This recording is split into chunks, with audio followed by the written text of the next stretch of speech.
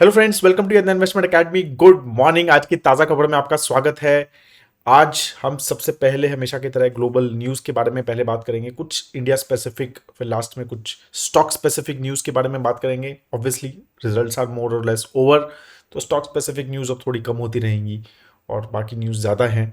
बहुत ज़्यादा आज ऐसी कोई बहुत बड़ी न्यूज़ नहीं है जिससे मार्केट इंपैक्ट होगा, बट छोटी छोटी न्यूज़ हैं which I will definitely talk about.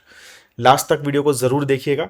आज भी नॉलेज सेक्शन और बहुत इंटरेस्टिंग नॉलेज सेक्शन है। बहुत अच्छा I think infographic I got on predictions in 2024। तो लोगों को प्रिडिक्शंस में बड़ा मजा आता है, तो I thought that it is very interesting. बड़ा मजा आया मुझे पढ़ के उसको, तो I thought I will discuss with you as well. ठीक है, तो स्टार्ट करते हैं। सबसे पहले ग्लोबल न्यूज़। तो यूएस मार्केट तो बंद बंद था कल, because of some holiday, I think president day था वहाँ पे।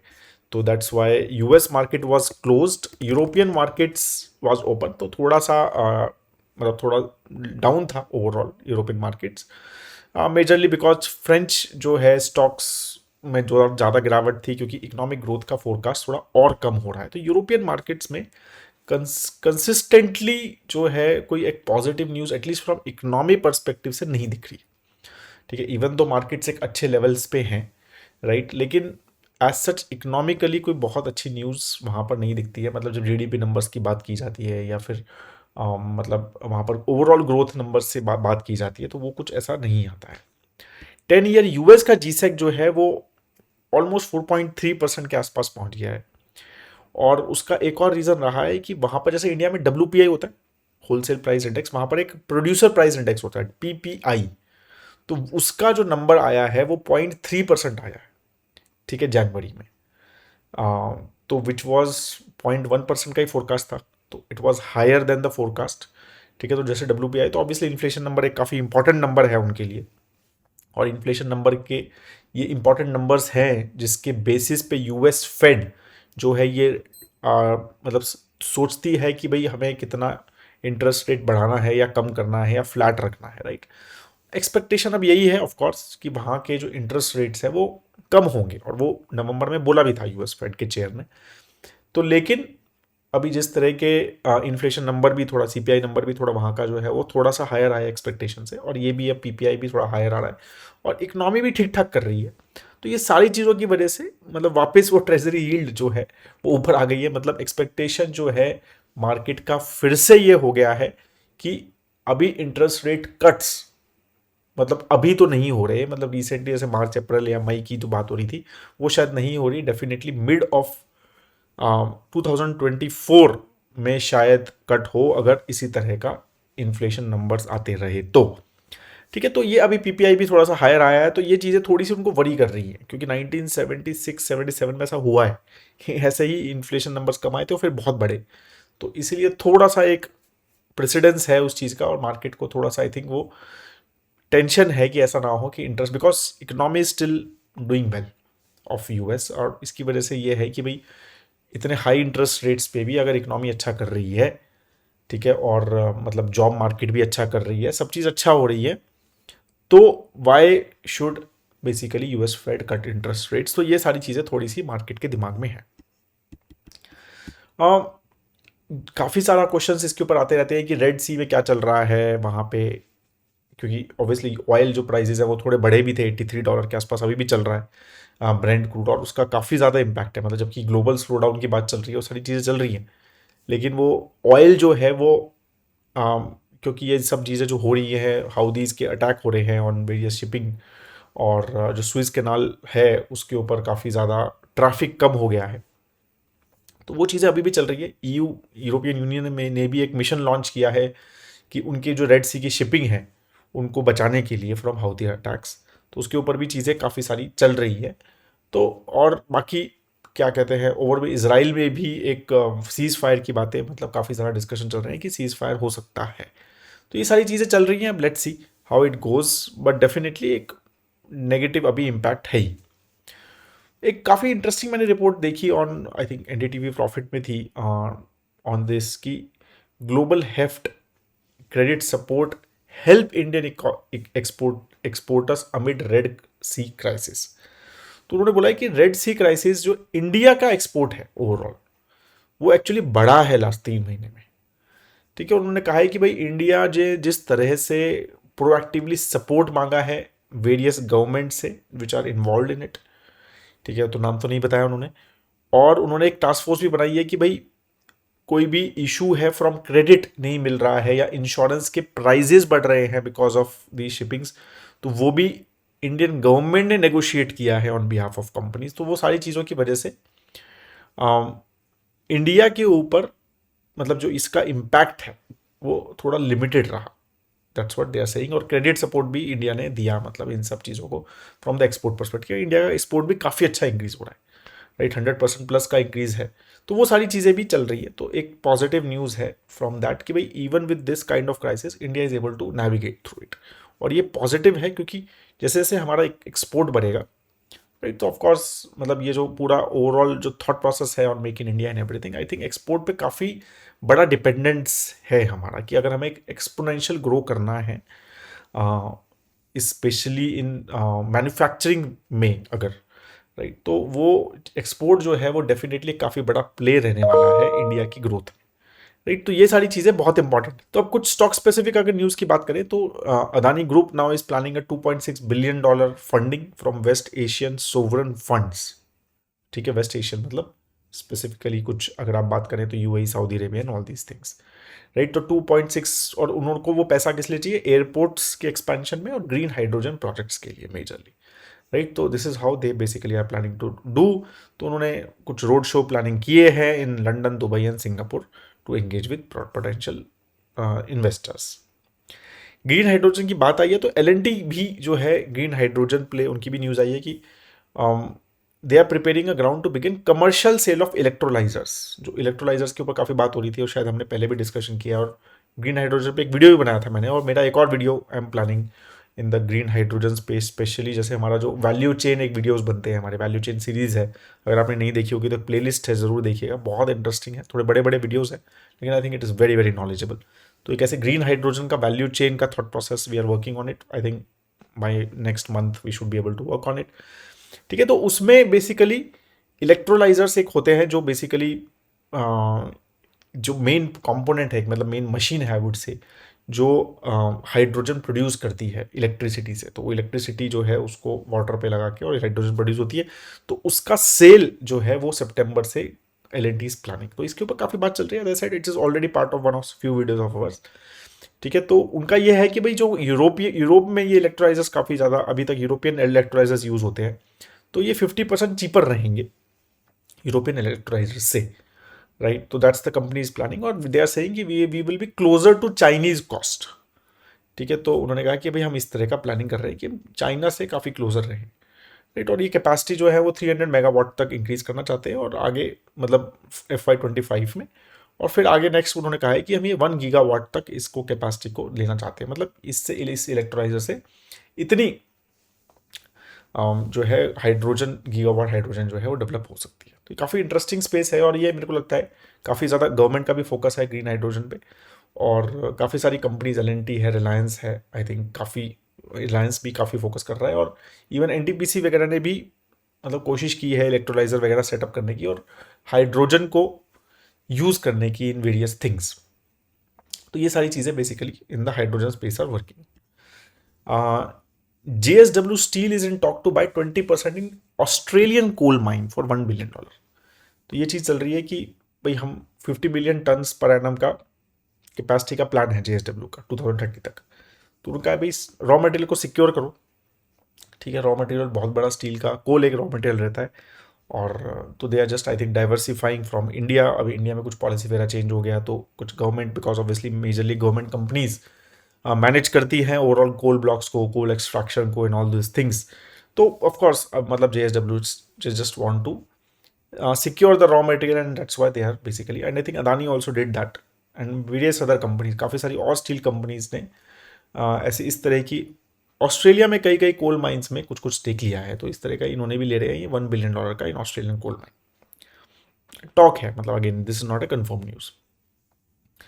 वन मोर टॉक जो है चल रही है, आई थिंक इट्स मोर और लेस कंफर्म्ड, इज वर्लपूल पे, कि वर्लपूल जो वर्लपूल इंडिया है, वर्लपूल ऑफ इंडिया, वो उनका जो पेरेंट है वो वर्लपूल जो मतलब I think it is a European company, तो वहाँ पे उनका 75% स्टेक है करंटली।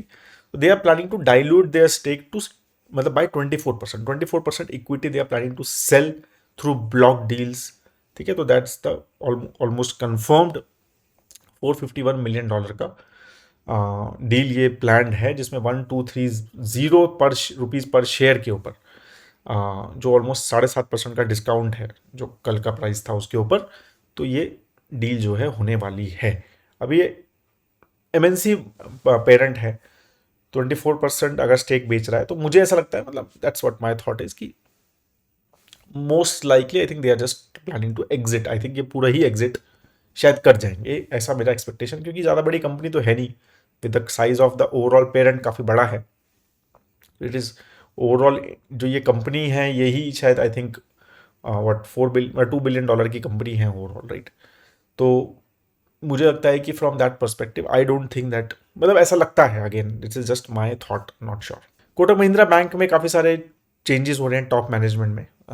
तो डिप्टी एमडी जो हैं वो नए चेंज हुए हैं, the CFO is changing, right. तो there lot of changes basically which are happening, and with the stock not moving I think we should welcome them frankly. Zomato का भी एक इंटरेस्टिंग आया कि they are planning to do a D2C expansion of Blinkit to compete with e-commerce giant like Amazon and Flipkart. तो 10 minutes delivery, you know right, Blinkit gives.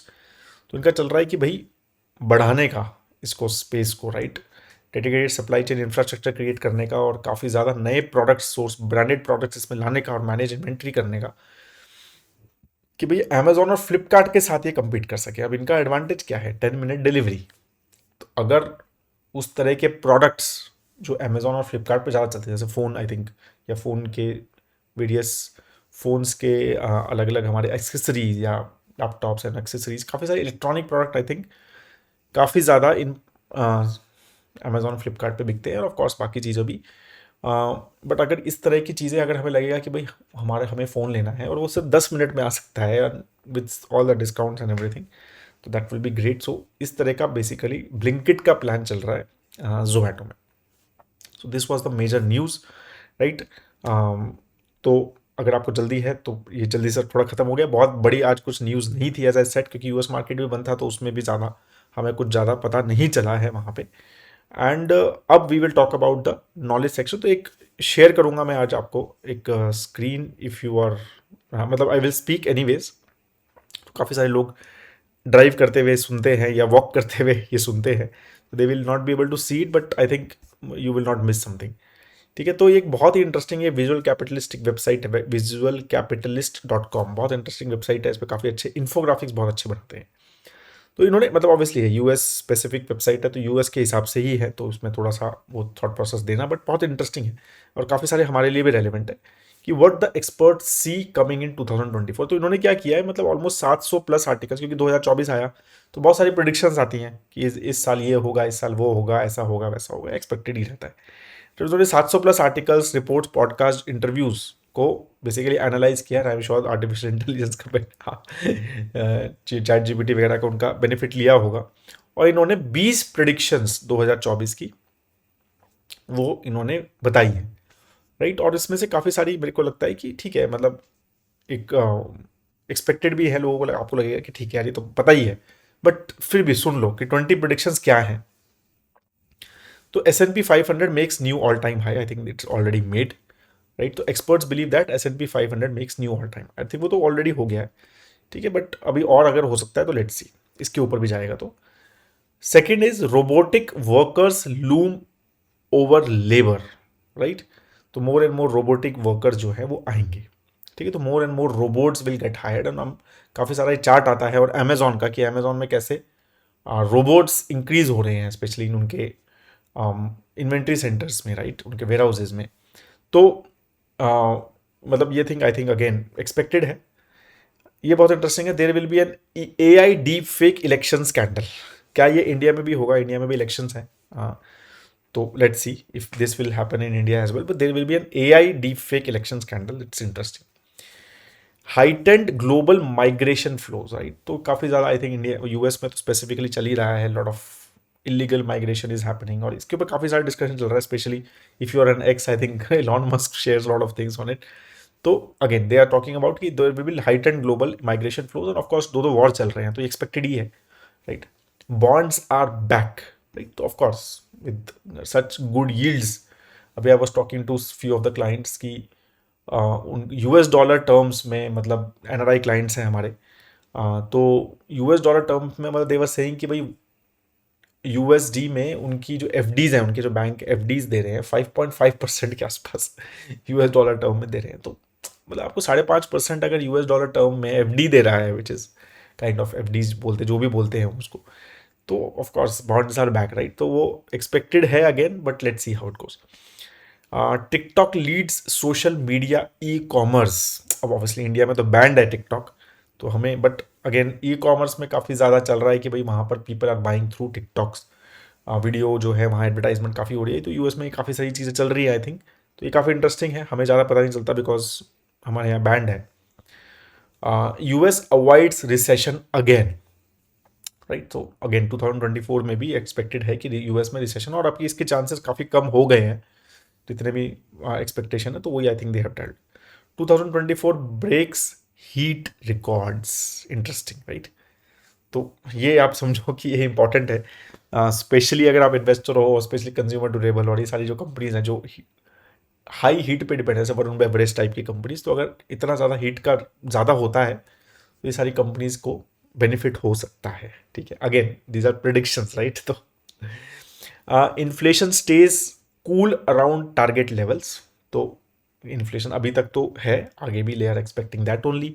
Lots of lawsuits and regulation around artificial intelligence. तो ये expected है क्योंकि artificial intelligence is gaining more and more power, right. Japanese market offers opportunity. तो Japanese market is doing well, all time high again I think. all time high नहीं, मतलब 30 year high, 20 year high चल रहा है उनका, ठीक है. तो जैसे जैसे मतलब they are expecting more opportunities. Russia Ukraine and Israel Hamas wars won't end, and this is not a good expectation, right. तो ये वॉर चलते ही रहेंगे 2024 में, दैट्स द मोस्टली प्रिडिक्शन है जो वेरियस आर्टिकल्स में बोली है. Increase Jio political risk, of course because of the war Jio political risk का इंक्रीज होगा. GLP-1 become common place. ये ड्रग एक कोई वंडर ड्रग बात हो रही है, GLP-1 की जो वेट लॉस ड्रग है यूएस में लॉन्च हो रही है, and they are saying that it will become commonplace. तो ये काफ़ी कॉमन हो जाएगी, पीपल विल मतलब use it more. Manufacturing keeps shifting away from China. Very good news from India perspective. China+1 की जो हम बात करते हैं, राइट, तो they are saying it will keep on happening, it will keep on shifting away from China. First interest rate cut by mid year, that's the expectation. Again मतलब जिस तरह से अभी चल रहा है, let's see it will happens. Apple launches AI in its products. Of course अब Apple नए प्रोडक्ट्स लॉन्च करेगा तो क्या नया है, तो आर्टिफिशियल इंटेलिजेंस ही नया है, तो दे आर एक्सपेक्टिंग कि it will come in their new products. Diversified portfolios are back in the favour, right. तो more diversified portfolio. De dollarization efforts continue slowly, right. To de-dollarization effort, they are saying that it will continue, but it will go slowly. 2.5% to 3% global GDP growth. US tech and chip limits on China intensify. ठीक है. तो जैसे जैसे US के जो China के ऊपर limits हैं, specially on the technology and chip के ऊपर लिमिट्स हैं, उन्होंने कहा कि वो और इंटेंसिफाई होंगे. और थोड़ा सा इसका एक्सपेक्टेशन ये है कि यूएस में भी इलेक्शन ईयर है, तो ऑफकोर्स एक चाइना के साथ उनका जो रिलेशनशिप है उसके ऊपर ये चीज़ें हो सकती हैं. Hollywood's influence continues to wane, and I think I'm sure Bollywood's also, right? India outpaces China in GDP growth. I think that is expectation. तो ये है ही. Generative AI's next wave is text to video, और I think ये OpenAI ने मतलब ChatGPT में launch हो गया है. Obviously it is not open for everyone. They are launching. को नाम भी है कुछ, I don't remember the name. बहुत ही S से नाम है जहाँ तक मुझे याद आ रहा है. But next wave is text से वीडियो. टेक्स्ट डालो और वीडियो बन जाएगी. तो आप यूट्यूब पे आप भी टेक्स्ट डालो, वीडियो बना देगा यूट्यूब. मतलब आपको वीडियो बनाने की ज़रूरत नहीं है. Let's see, we will also try it अगर ऐसा अच्छे से कुछ होता है तो. Marine shipping faces more volatility, and I think because of this Houthi attack वगैरह हमने जो बात की है उसमें मोर वोलेटिलिटी फेस हो सकती है. तो these are the 20 predictions and interesting मतलब कंसेंसस है. तो ये मेरे को लगा कि काफ़ी इंटरेस्टिंग रहेगा. आपसे बात करता हूँ इस बारे में जो इंटरेस्टिंग आर्टिकल है. अगेन नथिंग कि ये ट्रू होंगे या नहीं होंगे, this is the predictions of various folks, और ये आते ही हैं, राइट. हम जब भी साल स्टार्ट होता है तो ये आते ही हैं. जैसे हमारे भी आते हैं ना इस बार का स्टॉक, नेक्स्ट दिवाली स्टॉक और ये सब चीज़ें, तो ये चलती ही हैं, इंटरेस्टिंग रहते हैं. We should take it with pinch of salt as well, but I think it is good to know, right. तो पता होना चाहिए कि लोग क्या सोच रहे हैं, वो भी इंपॉर्टेंट है. That is all I have. I hope that you like it. Have a great time had दोस्तों. Always love talking to you. जय हिंद.